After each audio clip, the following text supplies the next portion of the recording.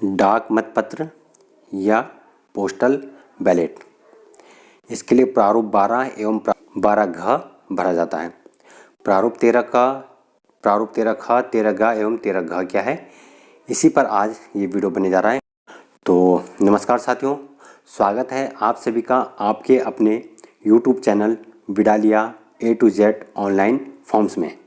Note: यह video चुनाव duty में नियुक्त कर्मचारियों को मात्र जानकारी प्रदान करने के उद्देश्य से बनाया जा रहा है। इस जानकारी को अंतिम न समझा जाए। किसी भी प्रकार के संशय की स्थिति में भारत निर्वाचन आयोग की गाइडलाइंस, नियम व अपडेट को ही अंतिम माना जाए। धन्यवाद।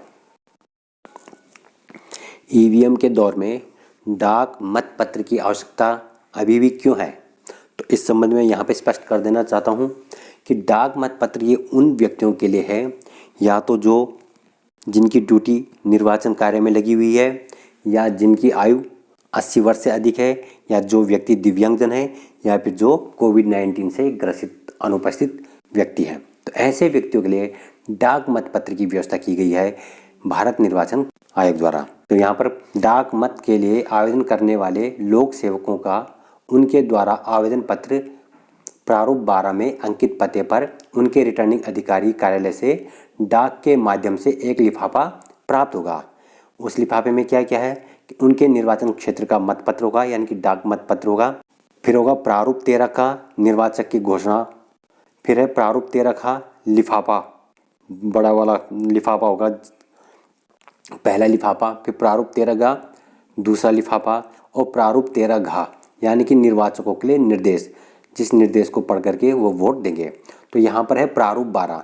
ये प्रारूप 12 जो निर्वाचन ड्यूटी में कार्यरत कर्मचारी है उनके लिए है प्रारूप 12, जबकि प्रारूप 12 घ होता है दिव्यांगजनों के लिए, 80 वर्ष से अधिक आयु वालों के लिए। तो यहाँ पे प्रारूप 12 का आपने सैंपल देखा। तो अब ये भरा हुआ प्रारूप है। आप वीडियो को पॉज करके भी देख सकते हैं कि कहाँ पर कौन सी प्रविष्टि एंटर करनी है।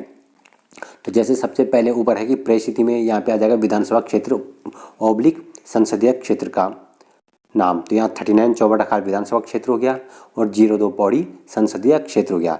नीचे है मैं के बाद में आ जाएगा अपना नाम, जिसने भी पोस्टल बैलेट द्वारा मतदान देना है।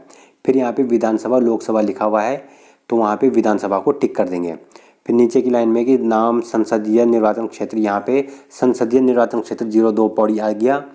आप अपने संसदीय क्षेत्र का नाम लिख देंगे और फिर में समावेश 39 चौबट यहाँ पे विधानसभा क्षेत्र का नाम आ जाएगा। उसके नीचे निर्वाचक नामावली के भाग संख्या, वहाँ पे भाग संख्या आ जाएगी आपके मतदान केंद्र में, आपके गांव की जो भाग संख्या होगी मतदाता सूची की। तो भाग संख्या 31 में क्रम संख्या, उस मतदाता सूची में आपका कौन सा क्रमांक है, तो वो क्रम संख्या आपने यहाँ पे लिख देनी। उसके बाद राइट साइड में उसी पेज का शेष भाग है, नीचे का हिस्सा, नीचे एड्रेस आ जाएगा। एड्रेस में आप देख सकते हैं पूरा गांव का एड्रेस दे रखा है, पिन कोड सहित, पोस्ट ऑफिस सहित, क्योंकि उसी एड्रेस पे पोस्टल बैलेट आएगा। और फिर उसके राइट साइड में आप देख सकते हैं हस्ताक्षर, तो हस्ताक्षर वहाँ पे हस्ताक्षर कर दिए जाएंगे। उसके बाद अपना पदनाम लिख दिया जाएगा, आप पीठासीन हैं या आप प्रथम मतदान अधिकारी हैं या फिर द्वितीय मतदान अधिकारी जो भी हैं। उसके नीचे अपना मोबाइल नंबर इत्यादि दे दिया जाएगा। तो इस प्रकार से ये प्रारूप 12 जो निर्वाचन ड्यूटी में कार्यरत कर्मचारी है उनके लिए है प्रारूप 12। तो लास्ट में आप देख सकते हैं कि भवदीय के नीचे यहाँ पे हस्ताक्षर आ जाएंगे, फिर पूरा नाम आ जाएगा और उसके बाद पदनाम, जैसे आप पीठासीन अधिकारी है, मतदान प्रथम द्वितीय तृतीय हैं, और उसके नीचे पूरा पता लिख देंगे, क्योंकि उसी एड्रेस पे हमारे पास जो एक लिफाफा आएगा उसमें डाक मतपत्र होगा। तो ये है नमूना भरा हुआ प्रारूप 12 का। तो प्रारूप 12 किसके लिए है? प्रारूप 12 है जिन कर्मचारियों की मतदान में ड्यूटी लगी है। और अब दूसरा प्रारूप होता है प्रारूप 12 घ। अब ये प्रारूप 12 घ जो मैं पहले ही कह चुका हूँ, 80 वर्ष से अधिक आयु के व्यक्तियों के लिए, दिव्यांगजनों के लिए है, और जो कोविड-19 से ग्रसित व्यक्ति हैं। और ये प्रारूप 12 घ कब भरेंगे वे व्यक्ति? तो उन व्यक्तियों को ये प्रारूप उपलब्ध करवाएंगे BLO, यानी कि BLO के द्वारा घर घर जा कर के भरवाया जाएगा। तो प्रारूप 12 एवं प्रारूप 12 घ यहाँ तो आवेदन करना है डाक मतपत्र के लिए। जब इन फॉर्म के द्वारा आवेदन कर दिया जाएगा तो उसके बाद आपके पास डाक के माध्यम से एक लिफाफा आएगा जिसमें पहले नंबर पे निर्वाचन क्षेत्र का मतपत्र होगा, यानी कि डाक मतपत्र होगा। फिर प्रारूप 13 का निर्वाचक घोषणा। तो यहाँ पर हम बात करते हैं निर्वाचन क्षेत्र का मतपत्र। तो ये मतपत्र कैसे होगा, ये सैंपल के रूप में मैंने दे रखा है।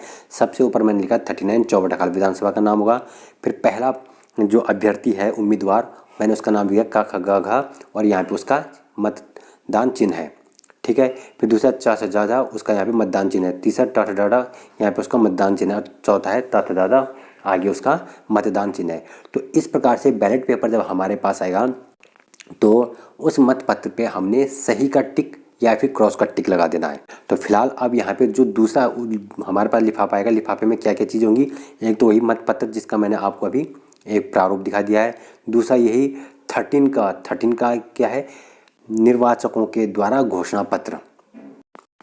आप यहाँ पे साफ देख सकते हैं प्रारूप 13 का, यानी कि जो 13 का है ये क्या है, यह निर्वाचक द्वारा घोषणा। निर्वाचन में मैं एतद द्वारा घोषणा करता हूँ कि मैं निर्वाचक हूँ, मैं वह निर्वाचक हूँ जिसे क्रम संख्याक वाला डाक मतपत्र ऊपरी वर्णित निर्वाचन में जारी किया गया। अब देखो जो डाक मतपत्र आएगा उस पर एक क्रम संख्या लिखी होगी, उस क्रम संख्या को हमने यहाँ पे भरना है और शुरू में विधानसभा का नाम लिखना है, नीचे निर्वाचक के हस्ताक्षर हो जाएंगे, उनका एड्रेस हो जाएगा, ठीक है। फिर ऊपरी वर्णित पर फिर यहाँ पे निर्वाचक यानी कि अपना नाम आ जाएगा, ने जिसे मैं स्वयं जानता हूँ। तो ये हस्ताक्षर अनुप्रमाणित करेंगे, कौन, अनुप्रमाणकर्ता ऑफिसर के यहाँ पे हस्ताक्षर आ जाएंगे, ठीक है।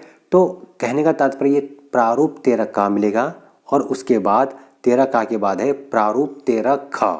अब प्रारूप 13 ख क्या है, तो प्रारूप 13 ख या फॉर्म नंबर 13B, ये एक लिफाफा होता है कवर ये ए कवर वाला जो एक लिफाफा होता है, यानी कि एक छोटा लिफाफा होता है। इस लिफाफे को हमने बाहर से भरना होता है। यहाँ पे नीचे लिखा है serial number of the ballot paper, जो बैलेट पेपर पे सीरियल नंबर होगा वो भी हमने इस पे लिख देना है। और इस प्रारूप यानी कि 13 ख में हमने बैलेट पेपर जिस पे कि मोहर लगानी है वो टिक करना है। उसके साथ में जो घोषणा पत्र था 13 का वो भर करके हमने उस लिफाफे के अंदर रखना है। फिर उस लिफाफे को हमने इस वाले लिफाफे में फॉर्म नंबर 13C यानी कि फॉर्म 13 ग के अंदर उसको हमने भर देना है। तो ये है फॉर्म 13 का, 13 ख और 13 ग, ठीक है। उसके बाद एक और फॉर्म होता है, वो होता है 13 घ यानी कि 13D। तो 13D क्या होता है, उसके साथ में एक निर्देश होता है जिस निर्देश के रूप में हमने उसको भरना है, तो एक निर्देशिका होती है। तो उन सबको हमने 13 ग यानी कि बड़े लिफाफे के अंदर रख करके उसे हमने वापस लौटा देना है। तो अब यहाँ पे हम नमूना सैंपल है मतपत्र का कि कौन सा मतपत्र सही माना जाएगा और कौन सा मतपत्र गलत माना जाएगा। तो ये है मतपत्र का नमूना, ठीक है। तो सिंपल सा मतपत्र हमारे पास इस रूप में आएगा, ठीक है, जिसके साइड में जो चौकोर खाने हैं इस पर हम या तो टिक भी कर सकते हैं या हम क्रॉस भी कर सकते हैं। लेकिन कैसे टिक होगा कैसे क्रॉस होगा, आइए चलते हैं देखते हैं।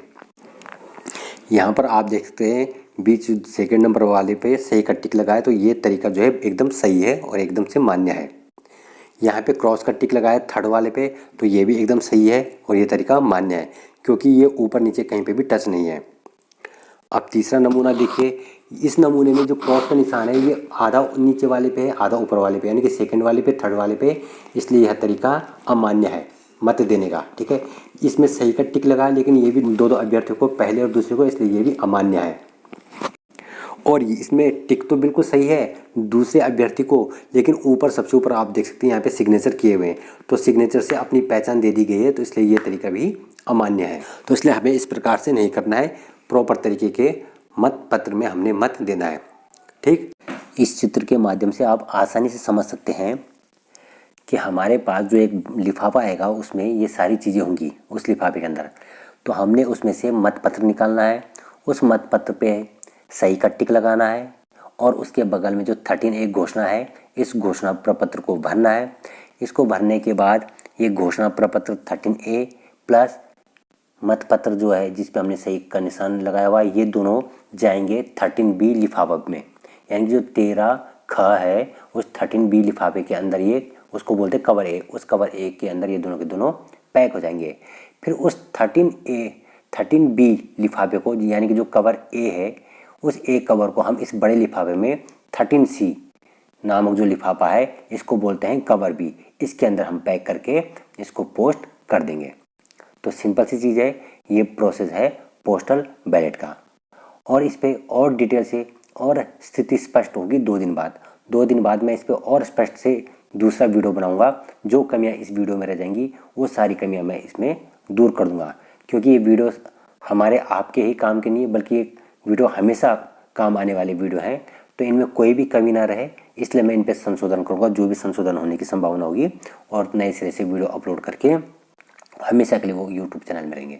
तो धन्यवाद, आपने वीडियो देखा। इसी प्रकार से मेरे चैनल के साथ बने रहिए। पहली बार आए हैं मेरे यूट्यूब चैनल पर, वो चैनल को सब्सक्राइब जरूर कर दें, क्योंकि मैं लगातार इसी प्रकार के वीडियो इस चैनल पे अपलोड करता रहूँगा। धन्यवाद।